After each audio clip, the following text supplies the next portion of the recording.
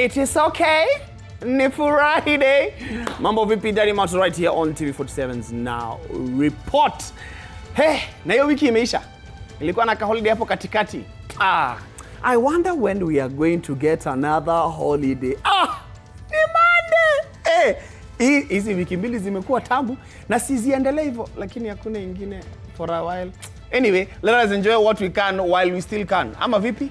Lakini even as we start enjoying, mambo kwa hii nchi kuna vile inaendelea. Hebu tuingie kwa stories za leo. Because Kenya is facing a major public health debate following a sudden announcement regarding an Ebola outbreak in East and Central Africa. So the World Health Organization, that is WHO, it may declare the rare strain of the virus, which is Ebola, which lacks approved treatments or vaccines, an emergency of international concerns after cases zimerise pale DRC, that is the Democratic Republic of Congo, na Uganda. Your situation may escalate globally when the US Secretary of State, Marco Rubio, alisema the number one priority of our foreign policy is to protect the American people. We cannot and will not allow any cases of Ebola to enter the United States. But then, kulikuwa na a plan kuleta asymptomatic Americans exposed to the virus to a newly planned 50-bed quarantine facility at the Laikipia Airbase pale Nanyuki, Kenya, rather than kuwapeleka back home in the United States. Ngori.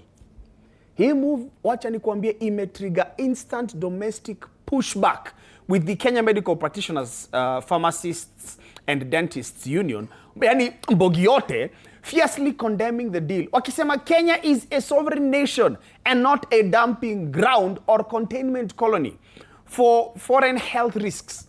On 28th May, Marco Rubio alikuwa na a call na President Ruto, where the US pledged 13.5 million, that is around 1.7 billion Kenya shillings, to Kenya's medical preparedness efforts.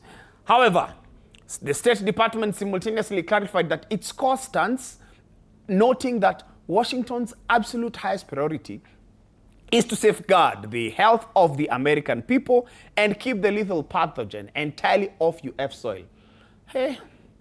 Alafu, responding to urgent petitions filed by the Law Society of Kenya and the Katiba Institute over a complete lack of public participation kuhusu hii story, High Court iliingia kapao. Judge Patricia Nyaundi alisema, no, we have to block this to protect the people. The court issued provisional conservatory orders to halt the opening and operationalization of any US-managed Ebola facility, temporarily barring the state from admitting or transferring any individual exposed to the virus into Kenyan territories until full inter-parties hearings commence. Foreign Affairs CS Musalia Mudavadi, wakati wa Foreign Affairs Staff Wellness Day, alisema high-level consultations ambazo zina involve the President, development partners na the United Nations zimeanzishwa to review how prepared Kenya is for Ebola. Last night alone, the President of Kenya had to convene an update session with key development partners and the international community and the UN because of the threat of Ebola, and to see how, again, we can collaboratively work with the international community to protect Kenya, but also to be a responsible member of the international community. Hizi ni zile naona nikicomment ninaweza ingizwa kwa ngori. Wacha nitangangana hapa kushika mdomo yangu. But I can only hope and pray. Please, let us avoid anything that is going to risk the lives of Kenyans. Hivyo tu. Haijafika huku na isifike. Hatutaki kurudi 2020. Hata hiyo mwaka ili exist kwetu. Tulitoka 2019 tukaruka 2022. 21 na 22 zilikuwa ngori. We do not want to get to any situation like that. Please, our leaders, please, we beg. Protect our country in the easiest and best way possible. Only if you still have us in your minds. Haya, speaking of politicians and leaders, pale Kisii, wamekuwa strongly urged to stop using sanitary pads as political incentives to win over female voters during election campaigns. Speaking during Menstrual Hygiene Day celebrations at Kireri Girls High School, Egerton University gender specialist Dr. Magdalene Gesare revealed that some politicians wanna hoard these essential items kuzitumia kama bargaining chips. Hey, come on bana. Dr. Gisare na local leaders wali-challenge stakeholders to ensure sanitary towels zinakuwa distributed to school-going girls freely and promptly. Aki-emphasize that consistent access ni vital for eliminating period stigma, overcoming period poverty, and keeping girls in school. The harsh reality of period poverty was highlighted by Kisii woman representative aspirant Skita Kwamboka, ambaye alinote that rural families struggle immensely to afford basic hygiene products. Kwamboka, wakiwa na Tyson Obando of the Young Solidarity Foundation, distributed pads to 1,500 girls and called on the government to provide them in all schools at no cost. Supporting the initiative, Kireri Girls Chief Principal Dr. Tabitha Mogonchi noted that open experience sharing has restored student confidence, and she urged stakeholders to establish a dedicated kitty for the needy students who guarantee a constant supply. The situation is so bad. Our children miss school because they lack the necessities. That is why we are advocating for free pads in every school. It came to our light that so many school-going children from class 7 are missing school because of pads. We have people living below $1 a day. That is in Kisii County, and it's very unfortunate. So this is what we are going to do in partnership with so many other stakeholders to ensure that thing becomes to an end. But we are coming with so many formulas, so many stakeholders who are willing to work with us, that we come up with a product that is reusable. So though we don't encourage the girls to use because of hygiene purposes, so we are trying to touch every girl. But for now, we are starting with one girl at a time. I believe that pads are the cheapest products that should be given free to every school. From here, we are not going to stop from Kisii University. We are going to face our CS and tell him the importance of having pads in all schools. We know, mostly like in rural areas, where children don't even have exercise books, so you don't expect them to buy pads that are going for 55 shillings. So I encourage and I request the Ministry of Health and the government and the county government to work on that model. Let us have free pads in every school. Interesting sana that Kenya ni country kubwa lakini ina deal na issues kama hizi. And it's even more saddening to hear that there are politicians and leaders who are using this as a way to get something from the people, as opposed to taking the positions that they have wanted bestowed upon them as a way of helping the people. Juu politicians watakuja na wasimame waseme mimi nipatieni kura. Unaitisha kazi alafu unalipisha wale watu ambao wanakupea kazi na wewe ndio umeitisha. You don't have to. Si biashara. Si biashara bana. Tuache hizo. Lakini wale watu wengine ambao wanafanya biashara kama hawa wameamua kukuja kutuchapa kiboko. Yes, I'm talking about Meta, the parent company for Instagram, Facebook, and WhatsApp. Wanna roll out global paid subscription models under its Plus and Meta One tiers. Monetize platforms, they were offset an estimated $145 billion in an AI infrastructure spending this year, announced by the head of product, Naomi Gleit. These new premium services range from $299 to $49.99 per month, offering tailored features for casual users, creators, na watu wa biashara.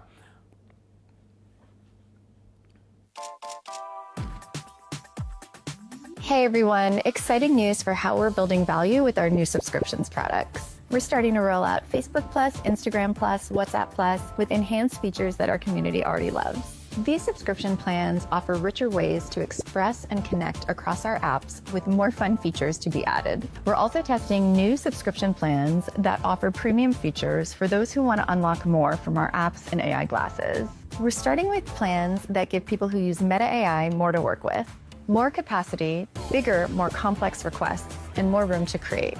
For businesses and creators, we're offering premium tools that allow you to enhance presence, supercharge content, automate tasks, and protect your brand. We're also thinking about how to bring this all together in a way that makes sense. You may see us testing subscriptions under the name Meta One. While we're still testing and learning, eventually we see Meta One as the one place that brings our subscriptions together across all of our apps. This is just the beginning, with a lot more value to come. Now, the individual app tiers, including Instagram Plus, Facebook Plus, and WhatsApp Plus, zina target power users, yani wale uzitumia sana, especially kwa biashara sana. There's Instagram Plus going for $399 a month. Iko na anonymous story monitoring, extended longevity matrix, na story rewatch insights. The next one ni WhatsApp Plus, going for $299 per month, giving you an expansion near interface. So unaweza pin like chats 20, unlock more personalization layers na archive accessibility. Another subscription tier ni Facebook Plus, Meta One Plus, Meta One Essential, Meta One Premium, and Meta One Advanced. He apparently inafaa kuhelp essentially kama uko na biashara to add a little power to your biz and manage it well. I can only hope that returns to these investments will be as high or as good as the amount that has been spent on it, because social media ndiko tuko men.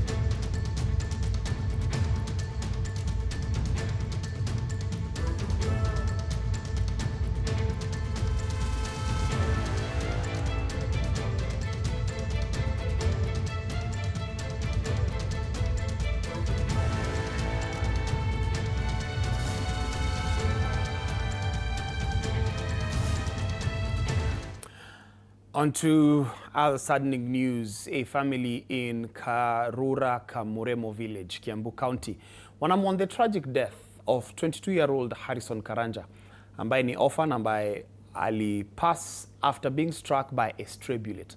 Karanja was running errands in Naivasha when he was shot in the head during recent protests against fuel price hikes.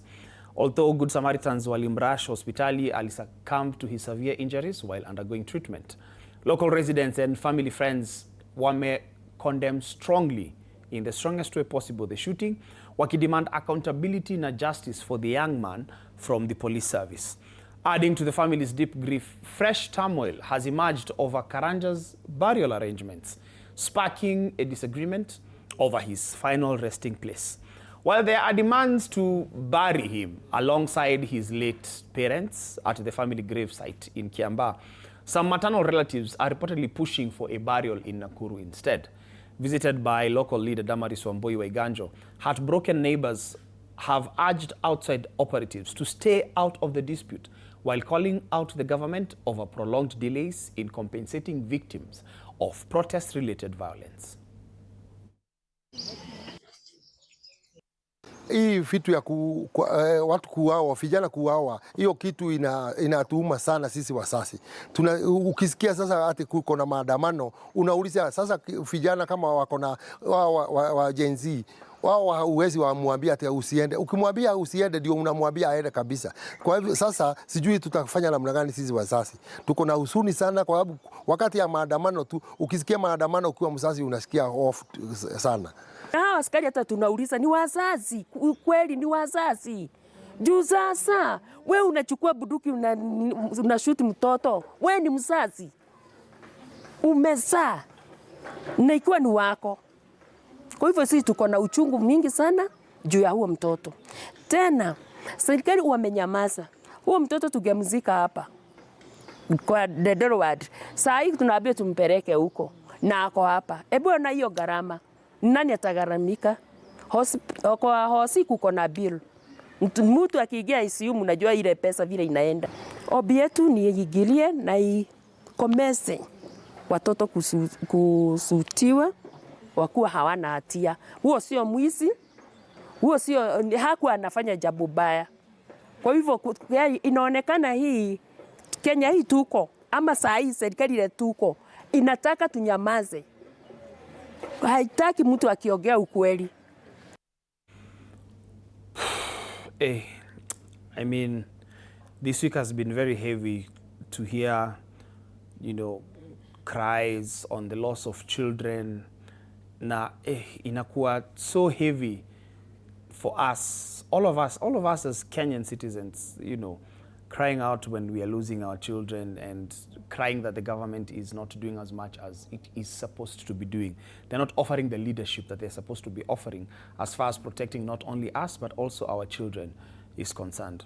Hii weekend jameni, ukienda nyumbani, or rather ukimaliza kazini leo, ingia nyumbani, weekend yako, acha tuseme Sunday, tafadhali piga maombi zako sawa sawa, kwa sababu tunahitaji kujiprotect na kuprotect watoto wetu, because they are our legacy, they are the future of this nation. Sawa sawa, tuombe. All right, on to other things that are happening this weekend.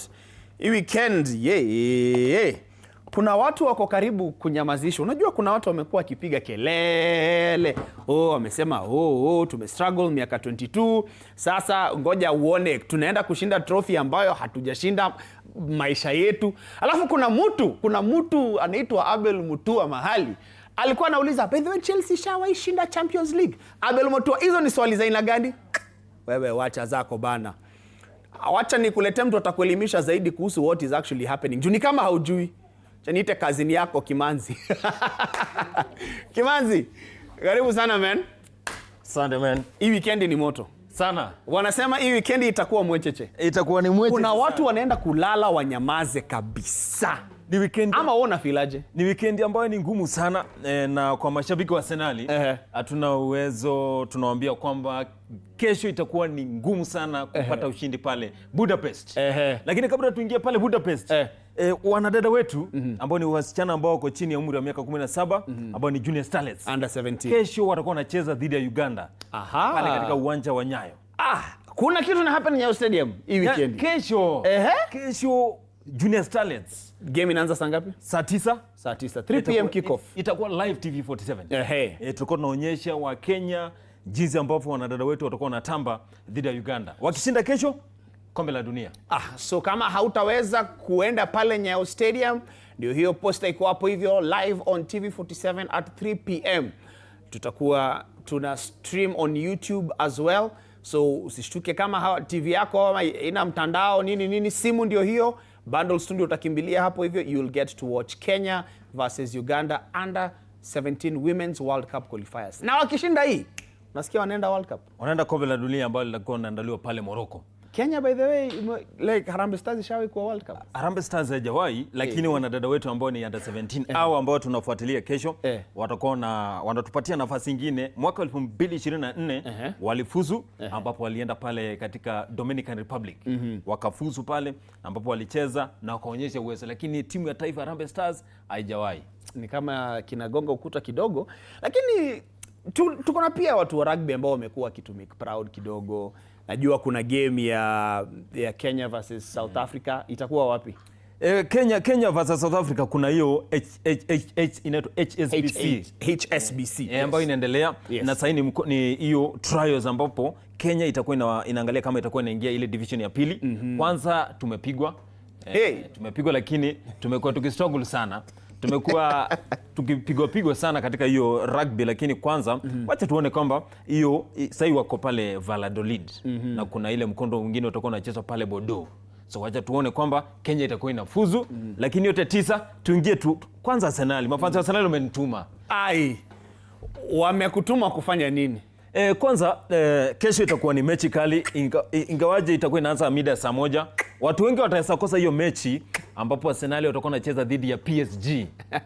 Lakini kwa mtazamo wako utaweza ona kwamba Arsenal inaweza ikawapiga wale PSG. Wawezi. Wacha hiyo ni that is a hill I am willing to die on. Arsenali hawatapiga PSG. Na kitu kinanifurahisha ni eti watanyamaza. Unajua kuna kelele ambayo imekuwa kutoka washinde Premier League. Acha nikwambie, lakini Mungu naye asikubali hivyo. Ukweli, acha nikwambie, Mungu asikubali hivyo. Maana ukiangalia sio Kisumu, sio Mombasa, sio Nairobi. Hapa archives imekuwa imejaza mafanzi wa Arsenal. Wanasema kwamba lazima tuchukue Champions League. Unajua sasa hiyo umechukua tu ligi, lakini walikuwa na dress spell sana ya vikombe. Tunaelewa. Yaani ni kunoma, yani hadi sijui kama alikuwa anasema kama joke. Hadi president amesema ni kama itabidi nimetafuta njia ya kupiga mafanzo wa Arsenal tax. Lakini wacha nikwambie. Hawajazoea vikombe. Ukweli na hawajazoea vikombe. Ni ukweli for 22 years. Mtoto amezaliwa, ameenda kindergarten, ameenda shule ya upili, amemaliza, ako chuo kikuu. Wamepata EPL.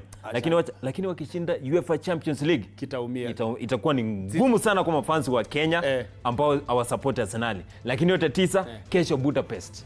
Si rahisi. Haya, mambo sio rahisi. Na ninajua sasa kwa sababu tunaingia kwa fan mwingine wa Arsenal atupatie TV47 habari, Liz Mutuku.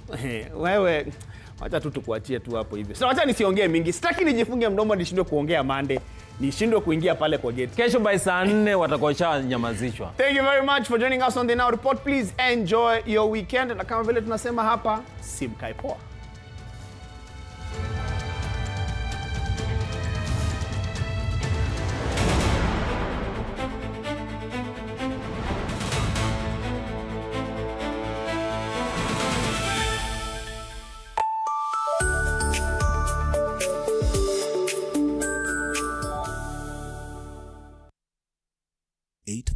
p.m. My father used to tell me that our hotel is the home for travelers. I guess I forgot that. Recently, it's been more of a mirror of my own ambition. We might fail. We will probably fail, but not for a lack of trying. So for the last time, and the first time, welcome to Connect In, the best experience